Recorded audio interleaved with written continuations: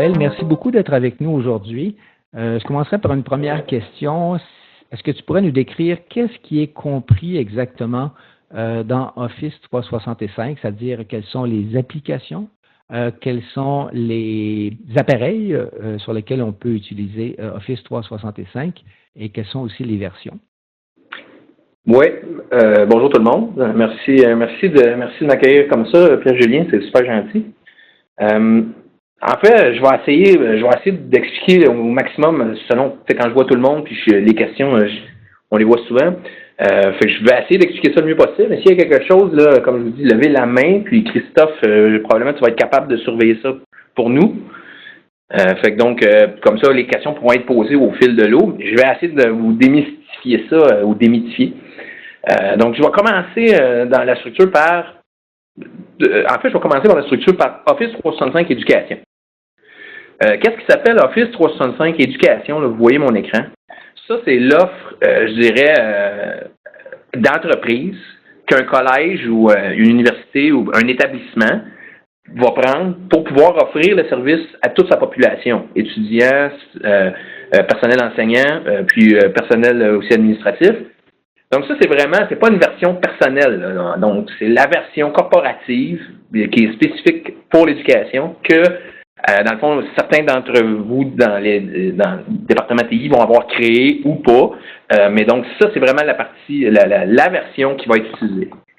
Là, ce qui vient, en fait, ça vient en deux versions, ou en fait, ça vient en une seule version, mais avec des add-ins possibles à ajouter dessus. Donc, il y a Office 365 Éducation qui est de base, qui lui vient, ça c'est la version gratuite. Donc ça, c'est pour tous les établissements, vous venez, si vous avez un nom de domaine qui est correct, qui est enregistré comme étant une institution d'enseignement, vous pouvez tout créer ça, puis créer autant de... Vous avez un nombre illimité pour étudiants, pour enseignants, pour administratifs. Donc, qu'est-ce que ça inclut? En fait, ça inclut tous les outils Office online.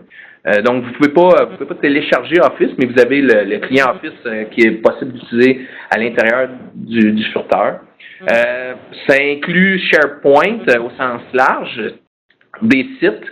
Ça inclut OneDrive. OneDrive, vous avez un espace illimité pour chaque personne. Donc, dans la version corporative, c'est ça qui est important, c'est que des fois, il y avait beaucoup de confusion avec la version grand public, puis je vais y revenir après. Mais donc, vous avez illimité de OneDrive, vous avez courrier électronique qui est inclus avec une boîte de 25 gigs. Vous avez, en fait, l'archivage qui est inclus pour les messages. Vous avez, en fait, il y a beaucoup de choses ici. Là, vous voyez, en fait, je vais partager les liens, mais ici, c'est vraiment le descriptif de qu'est-ce qui est inclus. Qu'est-ce qui est intéressant aussi peut-être pour tout le monde, pour les gens des départements TI, il y a beaucoup de questions, c'est un changement de paradigme quand on opère cette plateforme-là. La grande différence de la plateforme Office 365, c'est que ici, vous avez des outils de conformité, un centre de conformité qui vous permet de s'assurer qu'aucun document est effacé. Ça, c'est par là que vous pouvez gérer vraiment là.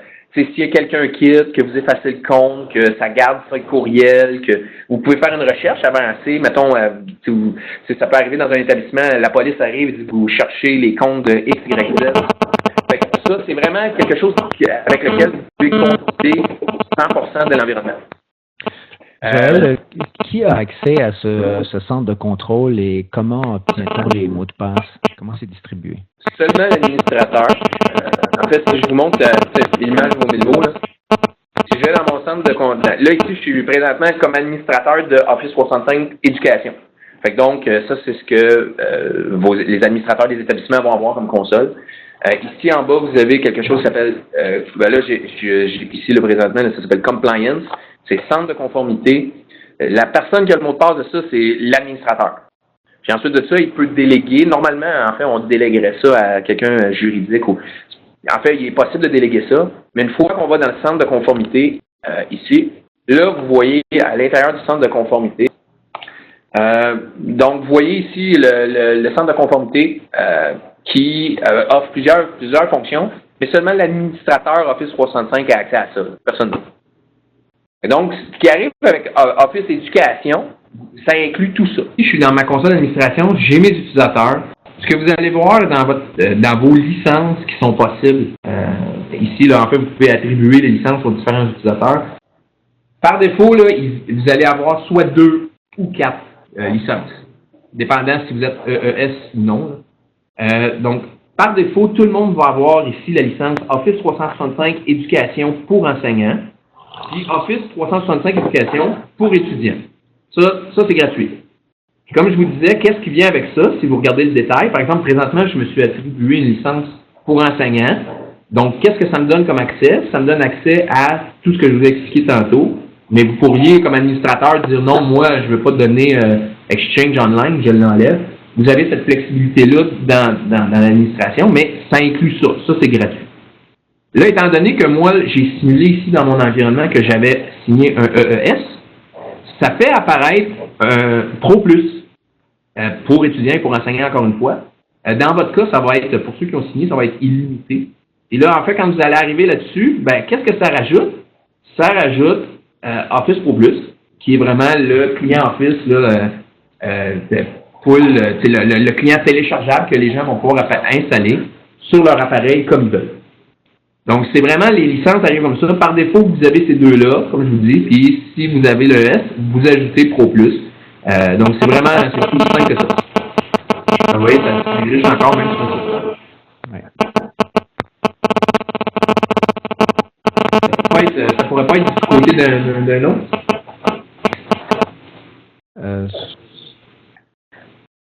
Donc, voilà. Fait que, donc, ça, vous voyez ça apparaître comme ça. C'est ce qui vient avec Office 365. Donc, éducation.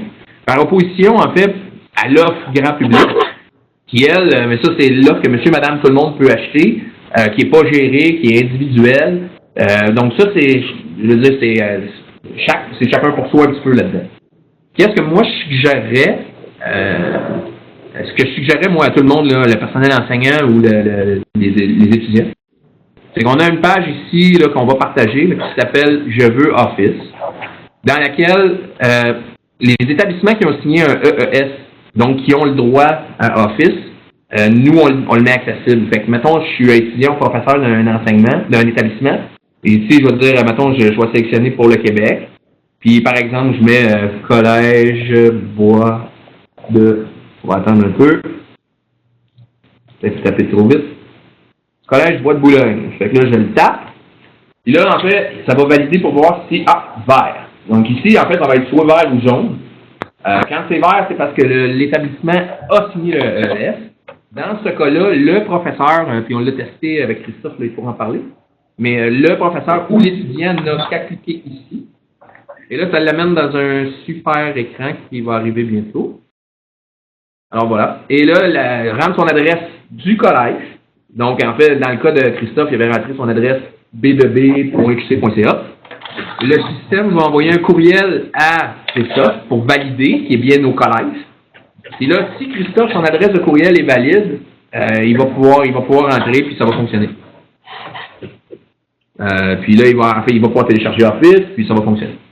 Donc ça, Joël, c'est disponible de façon indépendante du centre de contrôle que tu nous as montré tout à l'heure, c'est-à-dire que sans aucun paramètre, il y a la version de base d'Office 365 qui peut être téléchargée par l'ensemble des étudiants et du personnel de tous les établissements participant au EES, exact? Oui, puis là, en fait, je vais expliquer un peu parce que des fois, par défaut, c'est accessible. Puis là, il va arriver différents cas de figure qu'on va voir. C'est l'établissement qui a déjà créé son tenant puis qui a réclamé ses licences. Là, après, l'administrateur a le pouvoir de désactiver le self-service. Ça, c'est le mode libre service. L'administrateur peut désactiver ça puis là, se mettre à signer comme il veut. Fait que dans un cas où l'administrateur aurait pris le contrôle de ça, l'étudiant qui ferait ça, il ne serait pas capable d'activer. Donc, c'est ça qu'il verrait. Il pourrait se rendre là, il recevrait le courriel, mais il serait bloqué dans le libre service. Ou il va y avoir le cas où le collège n'a pas il n'a pas été réclamé son tenant. En fait, ce qu'on appelle ça un tenant, là, quand vous avez votre environnement Office 365. Dans ce cas-là, Microsoft va automatiquement créer en arrière un tenant qui est votre nom de domaine 100 points. Donc, par exemple, là, celui qu'on a discuté cette semaine, B2B QCCA, pas de point. Elle crée un domaine, puis toutes les demandes vont être assignées là-dedans. Le jour où le collège dit moi, je veux réclamer l'administration de mon tenant, tout ce qu'ils font, c'est qu'ils ont à démontrer qu'ils sont propriétaires du domaine b2b.qc.ca, puis ils deviennent administrateurs de l'environnement.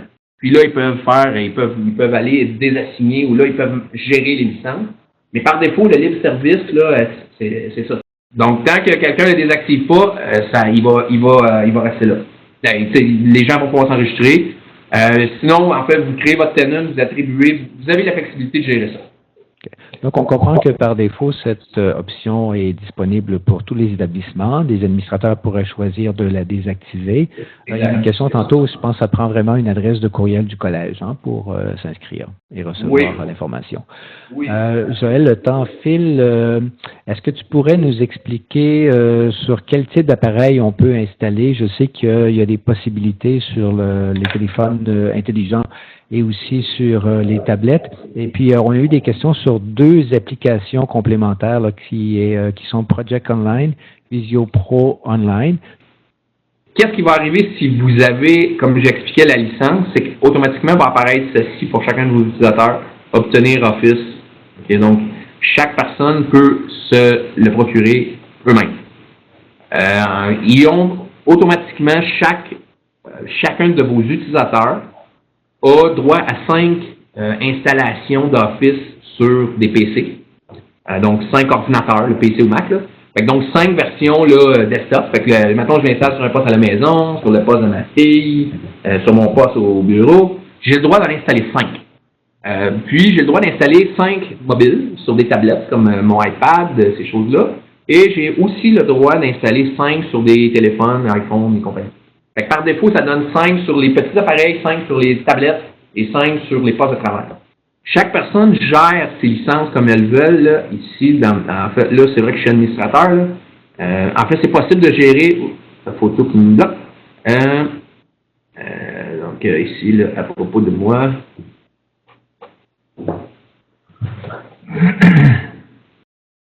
Chaque personne peut gérer ses appareils. On va le voir ici. Oups, je suis allé dans Delve.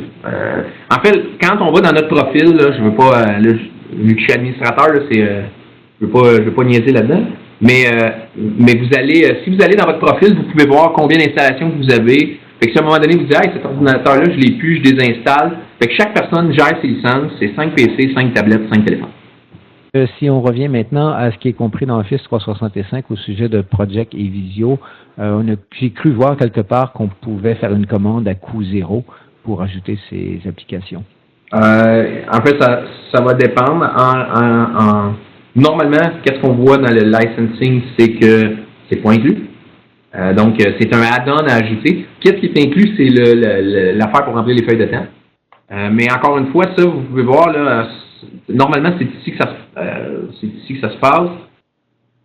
C'est quand vous allez arriver ici, moi, je suis pas capable de pouvoir le faire, mais par défaut, c'est pas là. Il existe un add-on, mais je suis pas sûr qu'il est à coût zéro, de ce que j'ai compris. Puis, en fait, ça se fait ici, dans facturation, abonnement. Puis là, vous pouvez aller voir, aller réclamer les différents abonnements que vous pouvez aller chercher. Ici, dans le coin, ajouter les abonnements. Je vous dis, moi, je peux pas le faire. Mais c'est là que vous pourriez rajouter Project s'il est accessible ou en fait le payer pour chaque personne que vous avez besoin. Mais Visio, en fait, lui, c'est un autre add-on, puis il est pas inclus. Fait que Sway est inclus, il est ici. Vraiment, en fait, vous le voyez à l'intérieur des licences, là, il est vraiment dans les licences de base gratuites. Juste un instant. Vous pouvez voir ici dans, mettons, ça sera pas long. En fait, ce qui arrive, c'est que là, dépendant, puis peut-être pour les administrateurs, assurez-vous vraiment d'avoir ces licences-là. Là. Ben, en fait, ça prend vraiment, ceux qui n'ont pas le S, ça prend les licences, vous avez 2 que vous devez avoir, éducation pour enseignants et pour étudiants. Et à l'intérieur de ça, Sway il est disponible. Okay? Donc, vous pouvez le mettre ou non.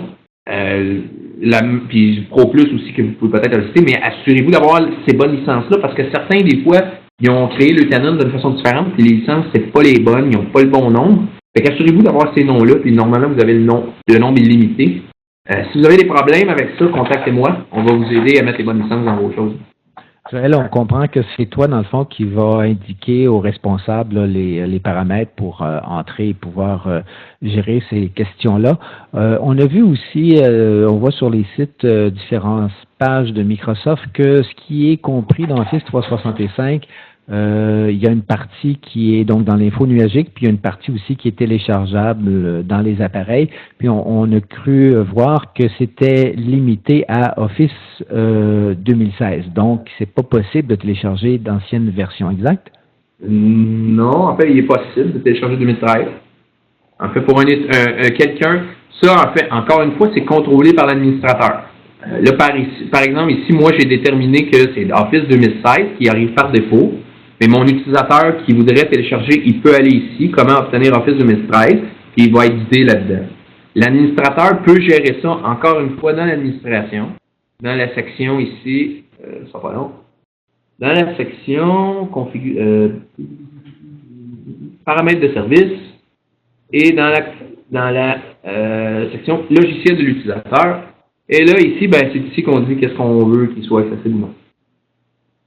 Et donc, ça, c'est les versions que, par défaut, là, pour Mac, on voit ces deux versions qui sont disponibles. Puis, en fait, vous voyez ici tout ce qui peut être disponible, mais encore une fois, que l'administrateur peut gérer. On a souvent la question, des fois, est-ce qu'il est possible de télécharger Skype de façon Skype entreprise, le client, de façon autonome? La réponse est oui. L'administrateur doit gérer ça ici, comment il veut que le comportement se passe. Merci. Est-ce qu'il y a une différence entre les licences enseignants et étudiants? Techniquement, non. C'est vraiment, c'est purement... en fait, normalement, ce qu'on dit, c'est que les licences enseignants, c'est ceux qui vont être distribués à l'administratif et au personnel enseignant. Les étudiants, c'est ceux qui sont étudiants, mais il n'y a pas de différence autre que ça. Pas de technique, ça donne accès aux mêmes choses. D'accord. Maintenant, qu'est-ce qu'il y en est de la durée de cette version gratuite? Quand on est étudiant, puis on passe du cégep à l'université, est-ce qu'on perd tout, on doit recommencer à zéro? Quand on est enseignant chargé de cours et puis qu'on a une durée de contrat limitée, qu'est-ce qui se passe à la fin du terme et comment c'est contrôlé ou vérifié par Microsoft? Microsoft va vérifier seulement, il y a deux côtés à sa réponse. Microsoft va vérifier seulement le côté client Office. Si l'utilisateur a téléchargé le client Office, la façon que ça fonctionne, c'est qu'il est connecté là, dans le coin. Pour que sa licence fonctionne, il doit être connecté. Et tant que le compte utilisateur, Christophe, en commercial b2b.qc.ca existe, la licence est valide. Le jour où le personnel du collège dit, bon, ben, cet étudiant-là, il n'est plus ici, puis il désactive le compte, dans le mois qui suit, quand le client Office va vouloir valider son abonnement, ça va dire à l'étudiant, tu n'as plus la licence du collège. Puis là, l'étudiant va avoir l'option entre une licence valide. Puis là, mettons qu'il est rendu dans une université qui l'a, il va juste mettre son compte d'université, puis ça va réactiver son Office. Ou il va pouvoir acheter une version comme famille ou personnel, puis là, ben, en fait, ça va l'activer. Mais ce que ça fait, c'est vraiment que tout est lié quand le collège va désactiver le compte de l'étudiant. Quand l'adresse de courriel va être désactivée, c'est là que ça va se passer. Et on pourrait peut-être regarder les autres offres. Tu as parlé qu'on pouvait acheter là, des licences pour 4 ans. Il y a Office 365 Université. Il y a le programme Home Use aussi qui permet pour 10 $ de télécharger tous ces trucs-là. Est-ce qu'il y a des raisons pour lesquelles des enseignants ou des étudiants devraient utiliser d'autres services, d'autres sources que celles dont tu parles depuis tout à l'heure? Aucun. Si votre établissement d'enseignement a les licences, il n'y a aucun avantage. En fait, le seul avantage, c'est que la licence vous appartient. Fait qu'après, parce que quand je disais tantôt, si le collège désactive le compte Christophe à b2b.qc.ca, qu'est-ce qui va arriver? C'est que Christophe aussi, il va perdre son OneDrive, il va tout perdre, son courriel, il va perdre les services qui sont offerts. Mais s'il a pris l'offre personnelle, ben là, il est indépendant. Mais sauf il n'y a pas d'avantage. Là. En fait, l'offre d'entreprise offre beaucoup plus. Ça va être limité en termes de stockage versus l'offre personnelle qui l'est pas. Merci. Est-ce que c'est ce que tu nous as présenté ce matin? Donc, on voyait des listes d'établissements, il y avait une validation. Ça, ce sont pour les gens qui ont participé au programme d'achat de la vitrine ou bien c'est disponible pour tous les établissements à travers le Canada? Ça a été inscrit automatiquement par Microsoft. On a essayé d'inscrire au meilleur de notre connaissance, mais dans le fond, étant donné que automatiquement, qu'est-ce qui a été inscrit, c'est la vitrine, vu que c'est un regroupement d'achat. Mais après, qu'est-ce qu'on a fait, c'est qu'on a mis pour chaque domaine. Il peut arriver pour que des fois, on a oublié un sous-domaine, mettons, dans un collège, il y a édu, pour quelque chose qu'on n'a pas mis. Dans ce cas-là, c'est juste nous avertir, puis on va l'ajouter. Fait que c'est nous, en fait, manuellement, qu'on a une liste de domaines, on dit ça, c'est des établissements qui sont sous la vitrine. D'accord. Ici, peut-être, là, on a quelqu'un qui est assisté ici, Jean-François Marcotte. Il nous dit que lui, il voit dans sa console que Project Online est disponible, mais à coût zéro. C'est un add-on, pareil, il faut vous l'ajoutiez ou je vous ai montré, mais c'est un add-on à coût zéro. Mais Project Pro, c'est sûr, il coûte quelque chose. OK, on commence à avoir plusieurs questions sur Azure. Donc, on sait qu'il y a un module de gestion des droits qui est disponible gratuitement, mais à ce que j'ai lu, ce n'était pas très utile s'il n'y a pas d'autres composantes Azure. Donc, est-ce que tu peux nous parler un peu de ce qui est compris dans Azure? On a une question aussi sur OneNote. Peut-être que ça serait intéressant de faire un séminaire plus complet sur OneNote parce que je sais que c'est lié à l'activation de d'autres services.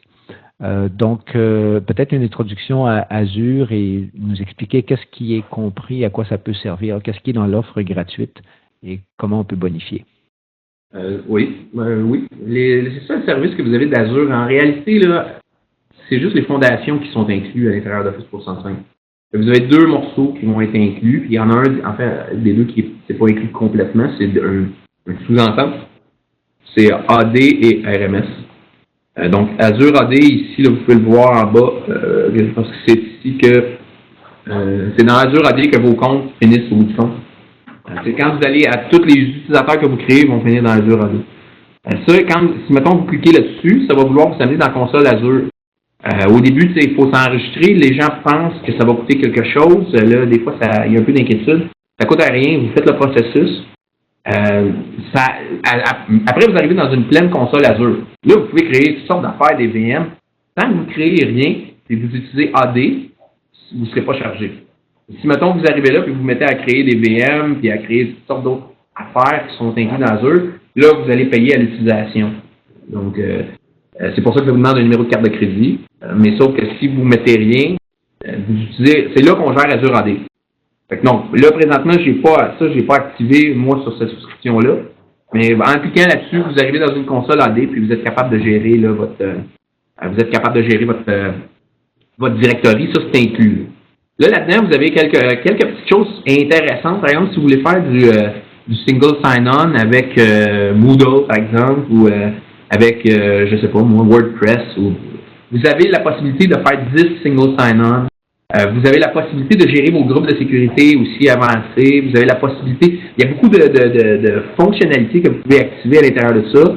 Ça, je vous recommande d'aller voir, ou ça peut faire, en fait, ça pourrait être un webcast futur.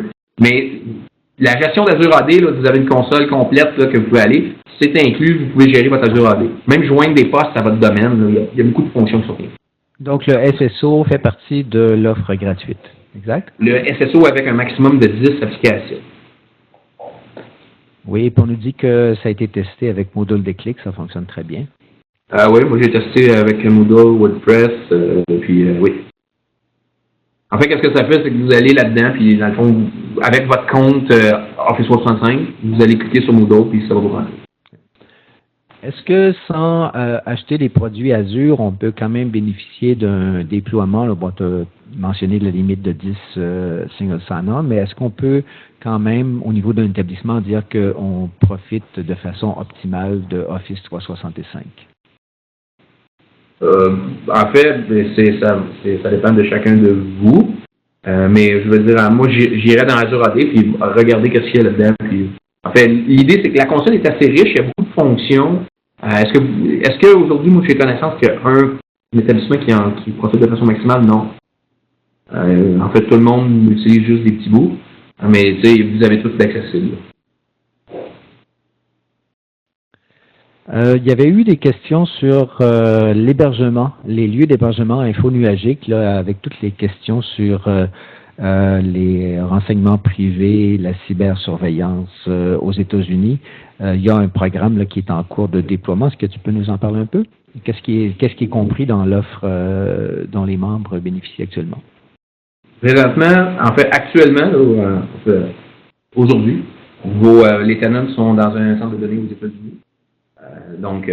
Mais sauf que là, nous, on a annoncé l'ouverture de centres de données, un à Québec, donc Ville de Québec, et un à Toronto. Puis là, en fait, aussitôt, là, présentement, sont en roll-out graduel. Fait que les premiers services sont présentement en preview. On commence par les fondations, Azure AD, tout ça, c'est tout en train de se mettre en place. Puis ça veut dire que le plan, j'ai pas de roadmap précis, mais le plan, c'est que cet été, que Office 365 soit là. Dans ce cas-là, ben, les clients canadiens vont passer vers là. Fait que les données vont être hébergées au Canada. Aux dernières nouvelles, je pense que l'établissement doit faire la demande express, mais nous, on va suivre ce dossier-là, puis on tiendra les gens informés. Il y avait une question de Franck Fournier de Saint-Jérôme à propos de PowerShell. Est-ce que c'est aussi compris dans la partie gratuite? Oui, l'administration PowerShell, c'est en fait la meilleure façon d'administrer Office 365. Donc, en fait, vous avez vraiment le tenant qui est inclus dans le tenant. L'environnement qu'on vous donne, c'est vraiment un environnement full entreprise. À part le fait que vous n'avez pas Office dans la version gratuite, le Office client, c'est le full. Vous pouvez utiliser PowerShell, tout ce que vous pouvez faire En fait, si vous êtes curieux pour les administrateurs, la liste complète des features se trouve ici. Mettons, on va vous donner les liens à la fin. Et si vous allez dans Service Description et vous demandez quel sous-service dans Exchange est-ce que je peux faire du même, Fait que là, en fait, ici, vous avez tout. Fait que vous allez, mettons, Exchange Online, par exemple. Là, vous allez, ici, quand vous arrivez quand vous arrivez là-dedans, vous avez toujours une belle matrice comme ça avec toutes les versions. Celle qui nous intéresse, nous, c'est celle-là. Puis là, ça va dire pour chacun des features, comme vous pouvez voir ici. Par exemple, est-ce que le mode hybride est supporté? Oui. Est-ce qu'on peut intégrer avec un serveur en map? Oui. Est-ce qu'il est possible de faire de la migration? Oui. Fait que dans le fond, vous voyez ici, là, puis en fait, qu'est-ce que vous allez constater? C'est que la version éducation là, est comparable aux versions entreprises là, sur bien des morceaux. Fait que, vous voyez, est-ce que je peux faire... en fait, vous voyez, là, il y en a beaucoup de morceaux. Là. Vous pouvez voir, est-ce que je peux faire ici avec... En fait, d'ailleurs, quand on parlait de RMS, il est inclus pour pouvoir faire la protection de données à l'intérieur d'Exchange et SharePoint. Fait que, si vous allez dans SharePoint et Exchange, puis vous dites que vous ajoutez le IRM, c'est la capacité de mettre quelque chose confidentiel, puis le document, vous ne pouvez plus le forwarder, vous pouvez plus... C'est la capacité de pouvoir faire ça. Bien là, c'est inclus, ça l'utilise RMS. La licence que vous avez d'inclus RMS, c'est pour utiliser ça. C'est pas pour les autres applications, c'est vraiment juste pour les applications Office 365.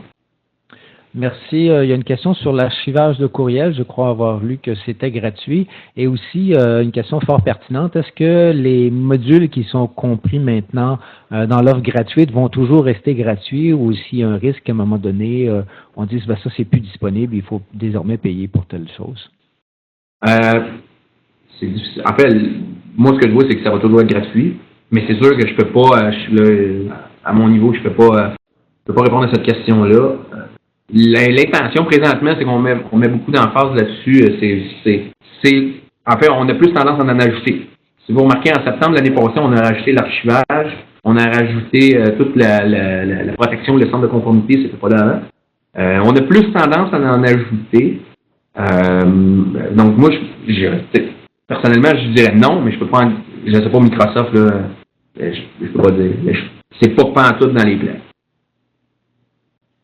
Et en fait, un point qui est important, c'est que la richesse de l'environnement, c'est que le jour où, par exemple, ça arriverait, vous prenez tous vos mailbox Exchange, puis vous les ramenez dans un Exchange local, puis c'est réglé. Mais je veux dire, mais sauf que je pense pas que ça va jamais arriver. L'équipe TI, Université Laval, vous avez une question? Oui, bonjour. J'aimerais savoir comment est-ce que ça se comporte lorsqu'on déploie ça avec plusieurs ordinateurs. Là, on a à peu près 300 ordinateurs de laboratoire ainsi que les ordinateurs du personnel. Comment est-ce que ça se comporte? On peut se mettre ça dans une image et le déployer facilement? Office? Oui, exactement. Oui, en fait, moi, ce que je vous recommanderais dans un cas comme ça, c'est dans vos images que vous déployez à l'interne, c'est quand vous allez déployer le client Office, vous avez deux options. Vous pouvez déployer la version MSI qui est traditionnelle. Puis, en fait, ici, quand j'étais dans la console tantôt, là, dans ma console d'admin, là, ici, vous pouvez aller chercher le logiciel. En fait, c'est ce que je ferais. Allez télécharger Office ici, parce que vous allez vouloir déployer sur vos postes. Dans votre image, vous allez vouloir imager la version qu'on appelle Click to Run. Ça va permettre l'abonnement, puis ils vont pouvoir le gérer pareil comme tous les autres. Ça va permettre la mise à jour par ce système-là. Donc, vous allez vouloir déployer le Click to Run au lieu du MSI, mais il est possible de le déployer, oui. Dans le clavardage, au niveau de l'archivage, est-ce que les comptes administratifs sont inclus dans l'offre? Oui. En fait, les comptes administratifs, là, c'est parce que dans le fond, dans votre offre, là, qu'est-ce que vous avez, la façon que ça fonctionne, c'est, en fait, c'est, dans les licences en français, c'est mal écrit, là, mais c'est Staff and Faculty. Okay. Merci. Autre question. Est-ce que Skype Enterprise est assez solide pour faire de la formation à distance avec un groupe de 20 à 30 utilisateurs? 20 à 30 utilisateurs, oui, pas de problème. Oui, pas de problème pour ça. C'est tout le temps une question, en fait, c'est tout le temps une question de bande passante. Donc, nous, régulièrement, ici à l'interne, on l'utilise pour, on est plus que ça sur Skype. Là. Mais c'est toujours, comme je vous dis, une question de bande passante. Merci. Autre question, soit par le micro, soit par... Alors, pour Skype Enterprise, est-ce qu'on peut connecter le client avec les systèmes de visioconférence tels que Cisco? C'est une très bonne question. C'est possible de faire une connexion, mais pas directement. Ça va vous prendre un bridge. Puis pour Cisco, pour Cisco, il existe certains bridges. Il faudrait, si vous voulez plus d'informations, juste à m'envoyer c'est quoi votre Cisco, puis je pourrai vous répondre si c'est possible. OK. Quelles sont les intentions en termes d'API pour Skype Enterprise? Est-ce qu'on peut l'intégrer avec Moodle à court ou moyen terme? En fait, je ne sais pas pour Moodle, mais l'API, il est intégré, vous avez une API web, là, HTML5. Là. Donc, il est possible, si vous allez là-dedans, il y a une API qui est disponible que vous pouvez, comment ça embedder, désolé, mais vous pouvez mettre ça dans votre propre code. Là. Autre question, est-ce que la cohabitation entre Skype Enterprise et les comptes Skype personnels se fait bien? Oui. En fait, vous pouvez avoir les deux. Moi, j'ai les deux clients installés. Là où vous allez avoir des problèmes, c'est pour ça le département TI aussi, quand vous déployez, les problèmes que vous allez avoir, c'est 32 bits, 64 bits. C'est vraiment quand vous faites des déploiements de clients qui ne sont pas sur la même architecture. Mais sinon, ça fonctionne.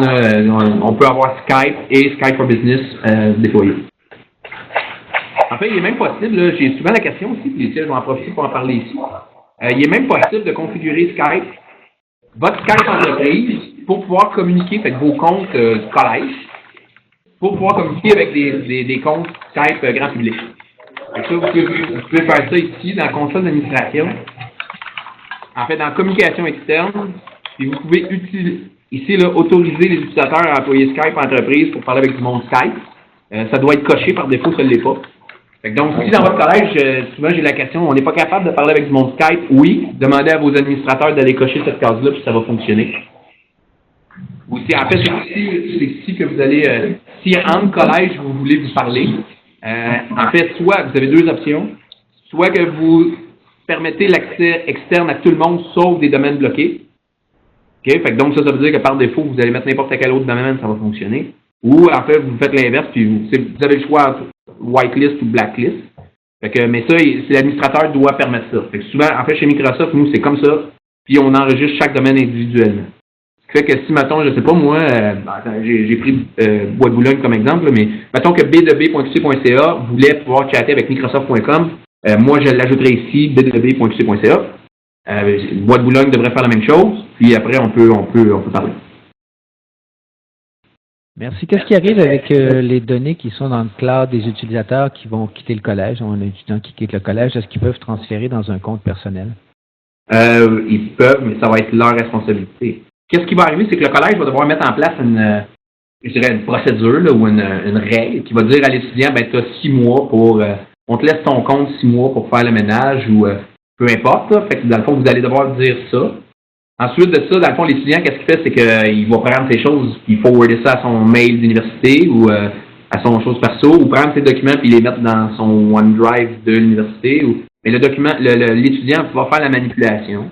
Puis ensuite de ça, qu'est-ce qui va arriver, c'est que le collège, en fait, moi, ce que je recommande au collège, c'est de mettre l'environnement de l'étudiant en ce qu'on appelle legal hold.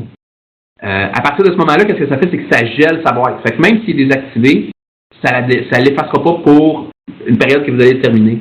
Fait que vous pouvez dire, ben, pour 3 ans, lui, il est en hold légal. Fait que ça veut dire que si vous avez besoin de faire une recherche ultérieure ou si l'étudiant revient, vous pouvez redonner son environnement.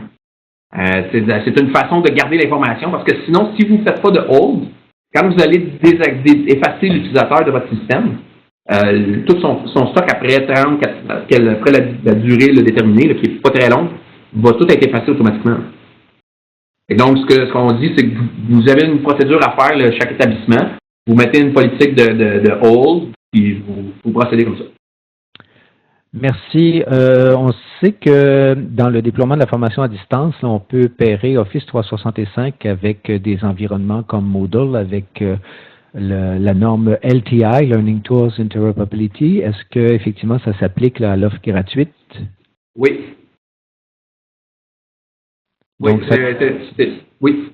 La seule différence, c'est le client Office. C'est la seule différence.